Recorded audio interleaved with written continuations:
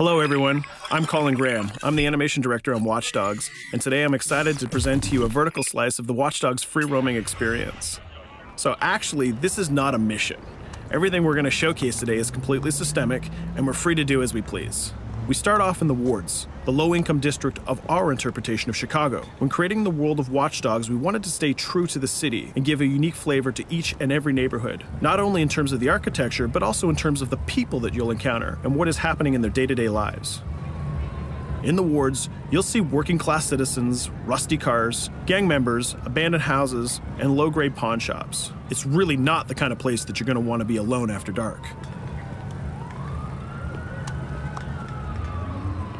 Nowadays, modern cities are increasingly managed by software, controlling traffic lights, electricity grids, and surveillance systems. In our version of Chicago, this management software is called CTOS, or the Central Operating System. The CTOS controls everything in the city, and it was created by the Bloom Corporation. Since the CTOS has been installed in Chicago, people get to work faster, the crime rate has dropped, and the communication networks are now more accessible and stable than they ever were before.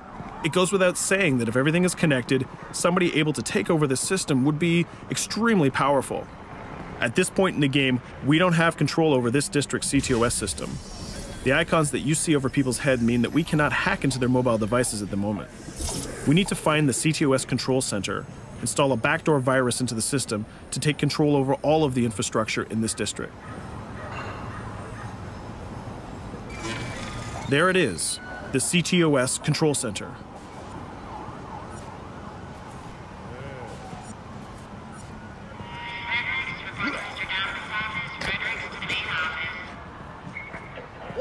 You're walking someplace you got no business. It's heavily guarded. Let's see if we can find the server access codes from a distance. With cameras, we can explore restricted areas without being spotted, tag different guards, and access details on their lives. What the hell is she doing with that weasel motherfucker? It seems that Bloom employees all have a sort of shady past. There it is, the access code to the server room. Unfortunately, we can't access the server via the cameras. We need to sneak inside. One thing that was really important to us when we designed Watch Dogs was to fully support different player styles. Every situation in the game can be tackled the way the player sees fit. In this situation, we can go all out guns blazing, completely stealth without the guards ever seeing us, or we can hack from a distance without ever setting foot inside the restricted area. Let's hack this forklift. Aiden can use the environment to distract and lure guards. Pretty much anything you hack has multiple functions. So, for example, you could use this forklift to access the roof, or you could use it to create cover. Hacking in Watch Dogs is all about player expression. Let's set an improvised explosive device so we can hack it a little bit later.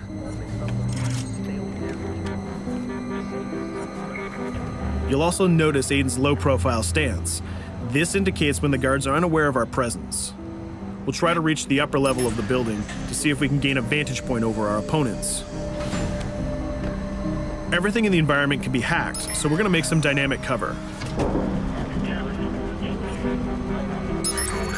That's how you spend a day off. Some quality meat. We'll use this forklift to lure the guard towards our IED that we set earlier. Let's see how this plan unfolds. You're working them on.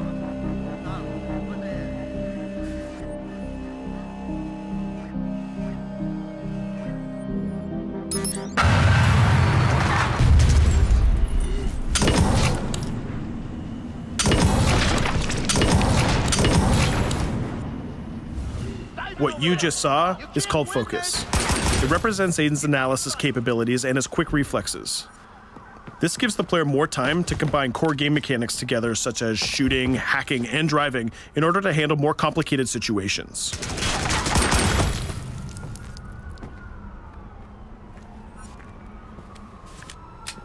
Now we can access that control room.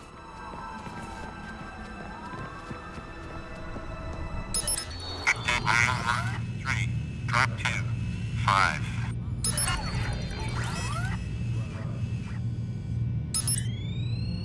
Now we'll be able to hack all of the devices connected to the CTOS within the districts. Thousands of cameras, traffic lights, the electricity grid, and most importantly, all of the citizen information profiles. We can also benefit from the Chicago Police Department Crime Prediction System, which uses facial and pattern recognition to spot potential criminals or potential victims. Since this is a pretty rough neighborhood, I'm pretty sure we're going to stumble on some suspected criminal activity pretty soon. And there it is. The system just pushed an alert of a potential crime. We can see the system trying to triangulate the location on our minimap. Take note, this isn't a mission. This can happen anywhere at any time. We've just spotted a potential victim. It's always up to the player if he wants to investigate or not, to take action or not. So let's see how this turns out. Yeah, you're right. Could I just...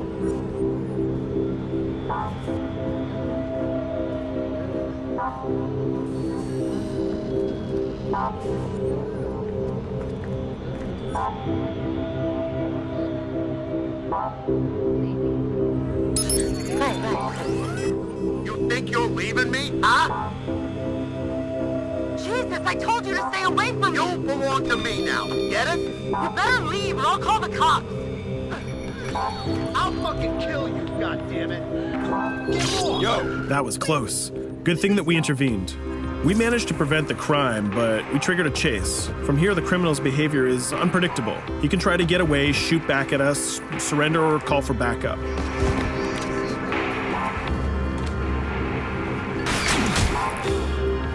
It seems like he decided to get away by car. Let's chase him down.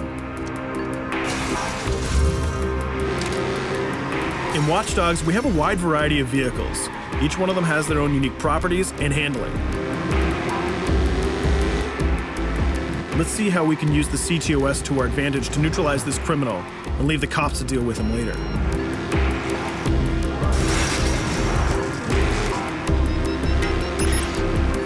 The chase stops right here. Using the blockers usually reserved for the cops during interventions, we managed to stop this criminal without killing him.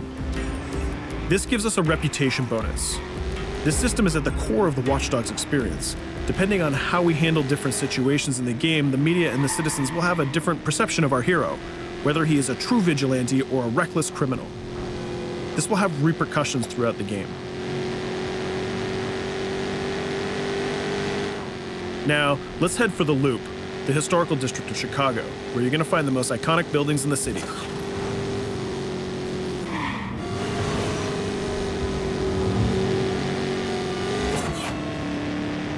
We're going to go to a gun shop to see what arsenal is available for players.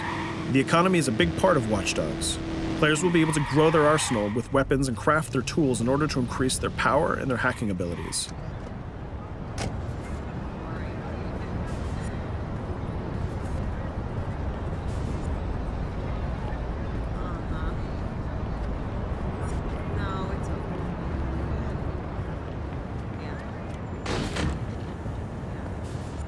You will find all of the weapons that you would expect in a traditional shooter. Pistols, assault rifles, guns, sniper rifles, and grenade launchers, just to name a few. A lot of bullets were fired in our last encounter with the CTOS guards. Let's stock up on some more ammo. Finding everything.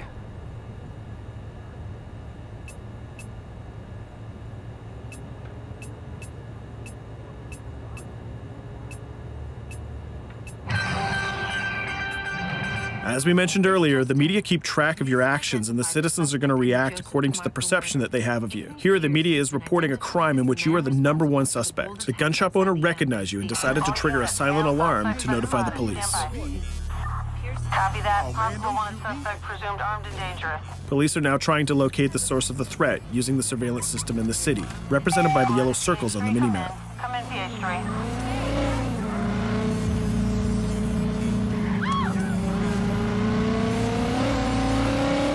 Aiden is able to stall their efforts by hacking into their communication systems while avoiding the scanning areas.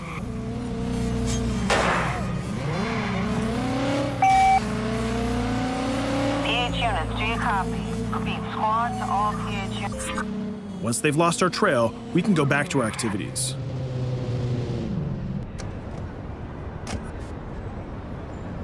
One thing that Bloom did to win over the population of Chicago with the CTOS project was to install free Wi-Fi hotspots throughout the city. Free Wi-Fi is cool, but not very safe with someone like Aiden Pierce around. Hacking into this box is going to give us access to every device that's connected to it. So let's see where that brings us.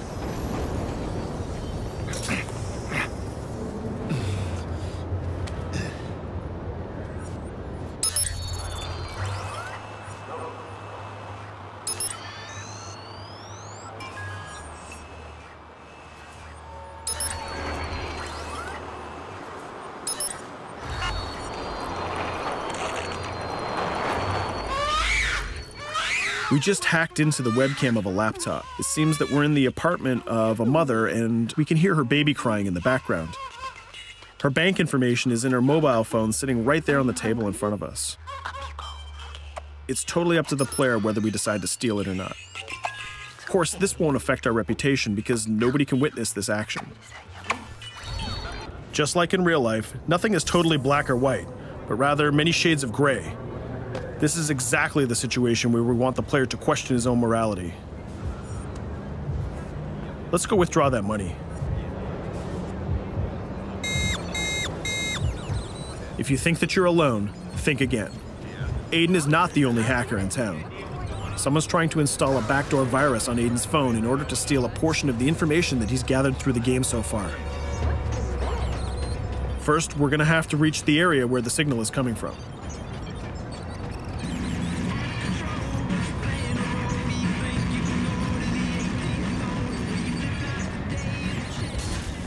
Using our profiler, we're going to try to identify the hacker before the installation finishes.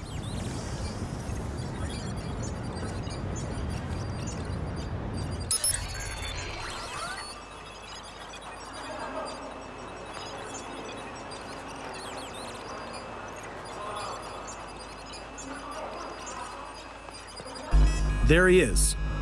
In Watch Dogs, things aren't always what they seem to be. This is actually another player that seamlessly came into our single-player experience. Let's not let him get away with this. We're going to teach this guy a lesson.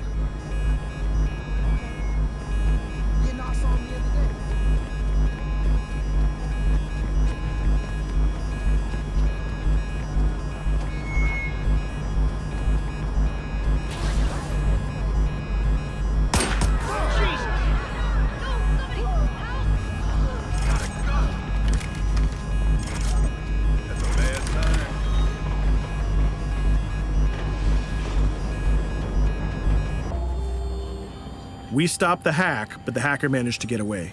I don't know about you, but we can't let this pass by. We need to retaliate. Using the grid, let's see if we can find that second player. There he is. Let's enter his game seamlessly.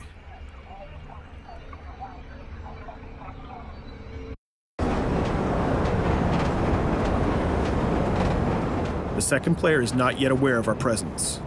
If we act carefully, he might think that we're one of the many NPCs in the city.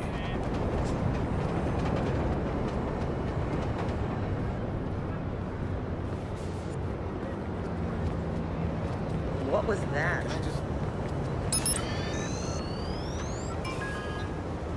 So let's find a place to hide and start hacking. What's going on?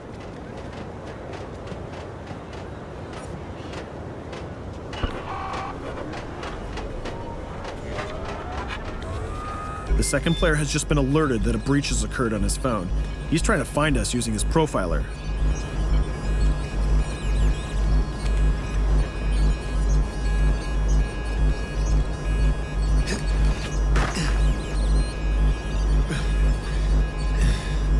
He's dangerously close. Let's hide in the car. We're spotted. Let's get out of there.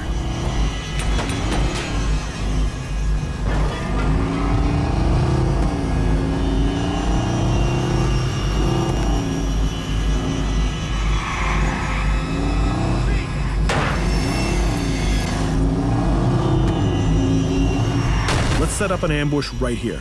By dragging the other player back here into the alley, we make sure that no civilians get hurt during the firefight. We didn't succeed in hacking the second player, but we did get a little bit of revenge. So that's what we have time for today. We hope you enjoyed our quick gameplay session. Stay tuned for more about Watch Dogs.